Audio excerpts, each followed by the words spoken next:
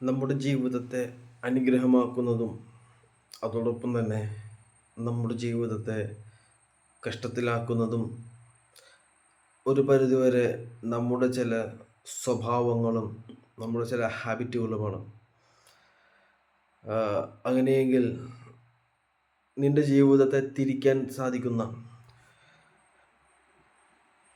നീ ഇതുവരെ ഏത് വഴിയിലൂടെയാണോ വന്നത്, ഏത് കഷ്ടതയുടെ വഴിയിലൂടെയാണോ വന്നത്, അതിനെല്ലാം വിപരീതമായി അനുഗ്രഹത്തിൻ്റെ വഴിയിലേക്ക് തിരിയുന്ന അഥവാ തിരിയാൻ സാധിക്കുന്ന ഒരു ഹാബിറ്റ് അഥവാ ഒരു സ്വഭാവം നിങ്ങളിൽ ഉണ്ടായിരിക്കണം.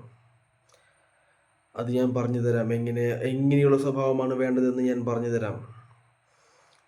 ദിവസത്തിൽ ഒരു കുറഞ്ഞത് അരമണിക്കൂറെങ്കിലും നീ പ്രാർത്ഥിക്കാൻ ദിവസത്തിലിരിക്കണം. കുറഞ്ഞത് അരമണിക്കൂറെങ്കിലും. തുടർന്ന് നീ വചനം വായിക്കണം. ആ വചനം നിന്നോട് ഇടപെടും. അത് ദൈവം നിന്നോട് സംസാരിക്കുന്ന ദൈവത്തിൻ്റെ ശബ്ദമായിട്ട് ആ വചനത്തെ നിനക്ക് ഉൾക്കൊള്ളാൻ സാധിക്കും. ഞാൻ പറഞ്ഞത് കുറഞ്ഞത് അരമണിക്കൂർ, ചുരുങ്ങിയത് 1 മണിക്കൂർ ഇരിക്കാൻ സാധിച്ചാൽ അത് ഏറ്റവും നല്ല അനുഗ്രഹമായിരിക്കും. എന്നാൽ കുറഞ്ഞത് അരമണിക്കൂറെങ്കിലും നീ ദൈവസന്നിധിയിൽ ഒന്ന് ഒറ്റയ്ക്കിരുന്ന് പ്രാർത്ഥിക്കുവാൻ തയ്യാറായാൽ, ഒരു ദിവസത്തെ 2 ദിവസത്തെ കാര്യമല്ല ഞാൻ പറയുന്നത്, അത് നിൻ്റെ ഒരു സ്വഭാവം പോലായി മാറിയാൽ, അതായത് നമ്മൾ ഡെയിലി രാവിലെ എഴുന്നേറ്റാൽ പല്ല് തേക്കാനും മറ്റു പ്രഭാത കർമ്മങ്ങൾ ചെയ്യാനൊന്നും നമ്മളോട് ആരും നിർബന്ധിക്കുകയും വേണ്ട, പറയുകയും വേണ്ട. അത് നമ്മുടെ ഒരു ശീലമാണ്. എഴുന്നേൽക്കുക, നമ്മുടെ കാര്യങ്ങളൊക്കെ ചെയ്യുക. എന്നാലേ നമ്മളാകത്തുള്ളൂ.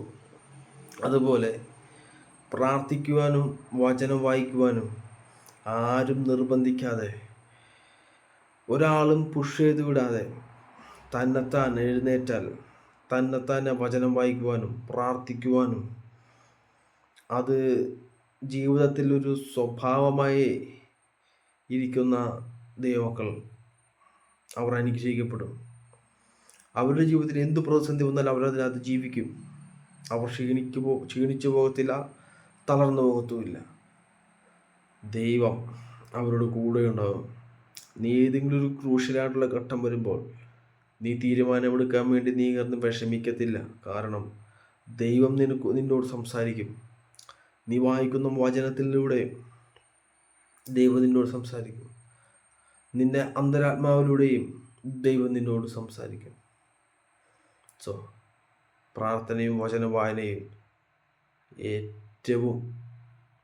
ഏറ്റവും പ്രധാനപ്പെട്ട കാര്യങ്ങളാണ്. അത് മുടക്കാതിരിക്കുക.